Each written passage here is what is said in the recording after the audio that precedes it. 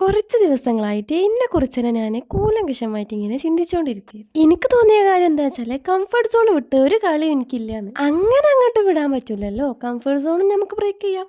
സത്യം പറഞ്ഞാൽ ഞാൻ ഇത്ര കോൺഫിഡൻസോട് കൂടിയിട്ട് ഇതേവരെ ഇതിൽ വോയിസ് ഓവർ ചെയ്തിട്ടില്ല. എന്തോ എനിക്ക് തോന്നുന്നു ഈ വീഡിയോ ഒക്കെ നല്ല ആപ്റ്റായിട്ട് എനിക്ക് സംസാരിക്കാൻ പറ്റുന്നുണ്ട് എന്നാണ്. സത്യം പറഞ്ഞാൽ ഈ ഒരു പേര് പറഞ്ഞേക്കാണ്ട് കുറച്ച് ഫുഡൊക്കെ കഴിച്ച് ഒരു ക്ലാസ്സിനൊക്കെ ജോയിൻ ചെയ്ത് പിന്നെ ഞാൻ പഠിച്ചുകൊണ്ടിരുന്ന കോഴ്സിന് റീജോയിനും ചെയ്തു. കാലങ്ങളായിട്ട് ഞാൻ ആഗ്രഹിക്കുന്ന ഒരു സംഭവമാണ് ഇതെങ്കിലും ഈ സംഭവം എനിക്ക് അത്ര വലിയ ഈസി അല്ല എന്നാണ് തോന്നുന്നത്.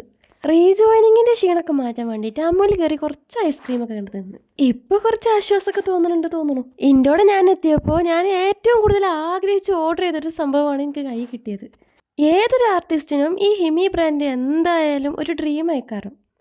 ആക്ച്വലി ഞാൻ വലിയൊരു ആർട്ടിസ്റ്റ് ഒന്നും അല്ല, ഇപ്പോഴും ബിഗിനർ ലെവലിൽ തന്നെയാണ് ഞാൻ ഇരിക്കുന്നത്.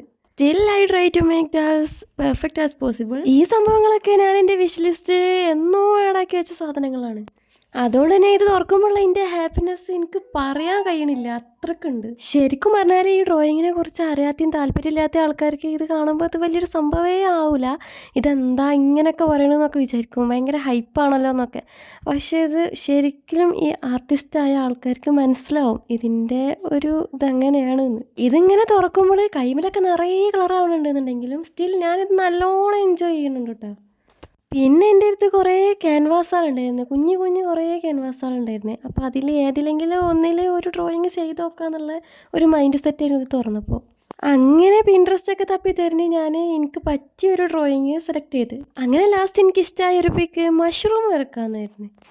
ഈ യെല്ലോ തീമിൽ ഒരു മഷ്റൂം ആയിക്കോട്ടെ എന്നൊക്കെ വിചാരിച്ചുകൊണ്ടാണ് ഈ ഡ്രോയിങ് സ്റ്റാർട്ടാക്കിയത്. ഒരു ടൈമിൽ എനിക്ക് തീരെ ഇഷ്ടമില്ലാത്ത കളറായിരുന്നു യെല്ലോ. ഇപ്പോൾ എനിക്ക് ഏറ്റവും ഇഷ്ടപ്പെട്ട കളർ ഏതാണെന്ന് ചോദിച്ചാൽ അത് യെല്ലോ ആക്കാരം. ഈ വീഡിയോ ശരിക്കും പറഞ്ഞാൽ ഞാൻ 2 ദിവസത്തെ വീഡിയോ കൂടെ ഒന്നാക്കി കണ്ട് എടുത്തൊരു വീഡിയോ ആണ്. എൻ്റെ ഔട്ട്ഫിറ്റ് കണ്ട ഞാൻ 8 മണിയായപ്പോൾ തന്നെ ഞാൻ പുറത്തിറങ്ങിയിരിക്കണം. കാരണം എന്താണെന്ന് വെച്ചാൽ എനിക്കൊരു കല്യാണമുണ്ട്. ഫ്രണ്ട്സുകളെല്ലാവരും കൂടി എൻജോയ് ചെയ്ത് പോകുന്ന ഒരു കല്യാണം ആയതുകൊണ്ട് തന്നെ എന്നോട് പറഞ്ഞു ഓളെ വീട്ടിലേക്ക് വരാൻ 8 മണിക്ക് തന്നെ. അങ്ങനെ ചുളിവിൽ ഓളെ ഫാൻസി ഓളെ ഡ്രസ്സൊക്കെ ഇട്ട് കണ്ടാണ് ഞാൻ കല്യാണത്തിന് പോയത് കേട്ടോ. ഓൾഡ് അമ്മക്ക് ചെറുതായിട്ട് ഓസിയിട്ടുണ്ടായതുകൊണ്ട് തന്നെ വീടൊക്കെ കാണാൻ നല്ല സെറ്റപ്പ് ആയിരുന്നു. ഇതിപ്പോൾ എൻ്റെ വീഡിയോ ഒന്നും പറയാണ്ട് ഓളെ ഹോം ടൂർ വീഡിയോ ആയ പോലെയാണ്. ഓളെ ഹോം ടൂർ അല്ല, റൂം ടൂർ.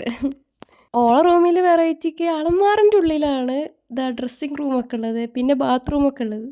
ഞാൻ ഈ പർപ്പിൾ ഡ്രസ്സ് ഇട്ട് കണ്ടാണ് കല്യാണത്തിന് പോണത്. ഇത് ഓളെ ഡ്രസ്സാണ്. ബട്ട് എനിക്കിത് പറഞ്ഞടുപ്പിച്ച പോലെ ഉണ്ടായിരുന്നു. രണ്ടാളും ഒരേ സൈസ് ആയതുകൊണ്ട് നല്ല സെറ്റായി നിൽക്കുന്നുണ്ടായിരുന്നു. റെഡി ആളൊക്കെ കഴിഞ്ഞ് കണ്ട് കുറച്ച് കണ്ണാടൻ്റെ മുന്നിൽ നിന്ന് കണ്ട് കുറച്ച് വീഡിയോസൊക്കെ എടുത്തില്ലെങ്കിൽ ഒരു സമാധാനക്കേടാണ്. അതുകൊണ്ട് പിന്നെ കുറച്ച് വീഡിയോസൊക്കെ എടുത്ത് കണ്ട് ഞങ്ങൾ ഇറങ്ങാമെന്ന് വിചാരിച്ചു. കാര്യം പെരിയുന്നത് 8 മണിക്ക് പോകുന്നുണ്ടെങ്കിലും 12 മണി 1 മണി ആകുമ്പോഴാണ് ഞങ്ങൾ കല്യാണത്തിന് പോകാൻ വേണ്ടിയിട്ട് ഒരുങ്ങി കഴിയണത്. എങ്ങനെയുണ്ട് ഞങ്ങളുടെ ഡ്രസ്സൊക്കെ സെറ്റല്ലേ? എല്ലാ വീഡിയോയിലും പറയണ പോലെ തന്നെ ഇഷ്ടപ്പെട്ടാലും ഇഷ്ടപ്പെട്ടില്ലെങ്കിലും ലൈക്ക് ആക്കണം, പിന്നെ കമൻറ്റും ചെയ്യണം. ഓളുടെ അമ്മയോട് ടാറ്റ ബൈ ബൈ ഒക്കെ പറഞ്ഞ് ഇറങ്ങിയപ്പോൾ ഓളമ്മ പറഞ്ഞു മഴ പെയ്യും കുട എടുത്തോളിന്ന്. പക്ഷെ നല്ല വെയിലായിരുന്നു കേട്ടോ. ഞങ്ങൾ ഇറങ്ങിയത് അറിഞ്ഞുകൊണ്ടാണ് തോന്നുന്നു ഒറ്റ ഓട്ട് ഞങ്ങൾക്ക് കിട്ടിയില്ല. പിന്നെ 1.5 മണിക്കൂർ ഞങ്ങൾ വെയിലും കൊണ്ട് വണ്ടി കിട്ടാൻ വേണ്ടിയിട്ട് നിന്നിട്ടുണ്ടാവും. അവസാനം ഞങ്ങൾക്കൊരു വണ്ടിയൊക്കെ കിട്ടിക്കാണ്ട് ഞങ്ങൾ നേരെ യാത്രയായി കല്യാണത്തിന്. പിന്നെ കല്യാണത്തിനെത്തിയ ചോറ് തിന്നണ വീഡിയോയും പിന്നെ കല്യാണ ചെക്കനെ കണ്ടതും കല്യാണ പെണ്ണിനെ കണ്ട വീഡിയോ ഒന്നും ഞങ്ങൾ എടുക്കണില്ല. കാരണം എന്താണെന്ന് വെച്ചാൽ ഫുൾ തിരക്കായിരുന്നു. കുറേ വീഡിയോ മിസ്സായതുകൊണ്ട് തന്നെ ഞാൻ എൻ്റെ അടുക്ക് പോണ വഴിക്ക് കുറച്ച് വീഡിയോസൊക്കെ എടുത്തുകൊണ്ട് ഈ വീഡിയോ അങ്ങനെ വൈൻഡപ്പ് ആക്കാമെന്ന് കരുത്താണ്. പാർട്ടി വെയർ മാറ്റി സാധാ ഡ്രസ്സ് ഇട്ടപ്പോൾ തന്നെ ഒരു സമാധാനമുണ്ട്. അപ്പോൾ ഓക്കെ, ബായ്.